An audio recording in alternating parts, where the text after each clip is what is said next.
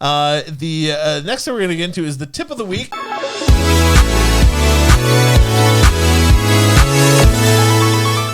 Something your dad has a lot of passion about, and that is smoke and carbon monoxide detectors, right?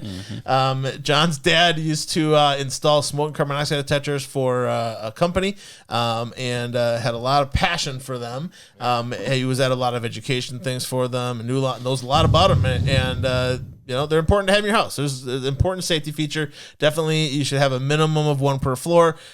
Near the bedrooms or anywhere that someone is sleeping is important. They're mainly a device for when you're sleeping, because if there's, except for carbon monoxide detectors, that's all the time. But smoke detectors, if there's smoke in the house and you're awake, you're going to be probably aware that there's some smoke in the house and that you got to take action. Yep. The smoke detector is there to wake you up at night in the event that you're sleeping. So minimum of one per floor. Lots of different options out there. You don't have to spend $800 on them. I mean, those are the ones Bob installed were like $800 things, but they lasted forever. They lasted forever, and they were very sensitive. They were very sensitive, and they had a great reputation, and that kind of stuff. But if you don't want to spend the $800, that's okay. You can go out and you can buy a $30 one that's got a lithium-ion battery in it that you don't have to worry about changing. It does the smoke and the carbon monoxide detector all in the one.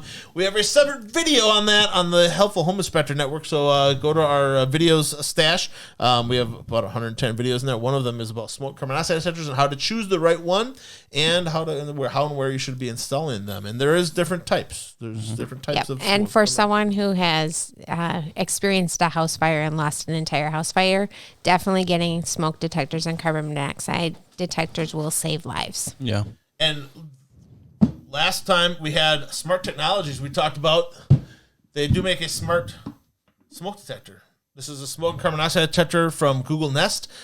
These are about $200. So they're kind of on they the talk to you side. too, and they tell talk you that the test is going to be loud. Yep. You can get them to talk in different languages. Oh, yeah. nice. So you can do it in Spanish, and there's a couple of other ones. But yeah, so kind of cool if you really want to spend some money on it, but not necessary. If you if you don't want to spend the money, that's okay. You can still go out and you get that $30 one that's going to do you good.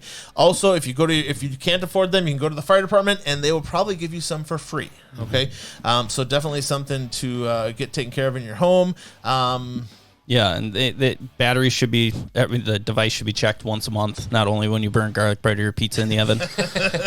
Batteries changed every 6 months, and all units should be replaced between 7 and 10 years. And on the back of the unit, it says when it was manufactured. There's a little sticker, or it's printed on it, of when it was manufactured, and you should be replacing those. So even the hardwired with the battery backup need to be replaced. A lot of people don't know that or understand that. They still need to be replaced. Yeah, and with the batteries, if there is a 10-year lithium-ion battery in it, you don't need to change that one. Yeah, that's a sealed Still system. test them. Yep, still test them.